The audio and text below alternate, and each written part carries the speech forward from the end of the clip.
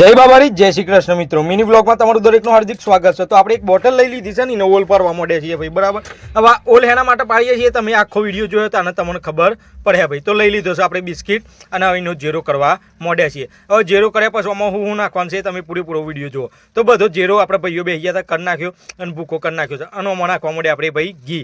તો જોઈ લો ઘી એક થેલી નાખ્યું, બીજી થેલી હવે નાખવાની તૈયારી। 2-3 થેલીઓ આપણે ઘી કમ્પ્લીટ નાખી દીધું અને હવે એને મોહરીને કમ્પ્લીટ કરી નાખ્યા ભાઈ, કારણ કે આયરી બોટલમાં આપણે બધું ભરવાનું છે।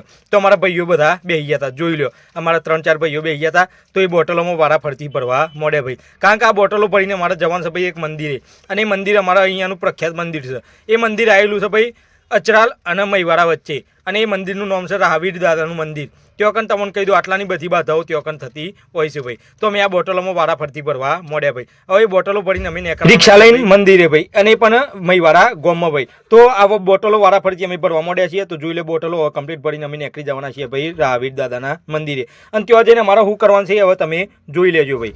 તો ફાઇનલી બધું કમ્પ્લીટ કરી નાખ્યું, રિક્ષામાં બધું અમે મૂકી દીધું ભાઈ, અને અમારા ભાઈઓ બધા રિક્ષામાં બેસી ગયા, અને ફાઇનલી અમે નીકળી પડ્યા જવા માટે મહાવીર દાદાના મંદિરે।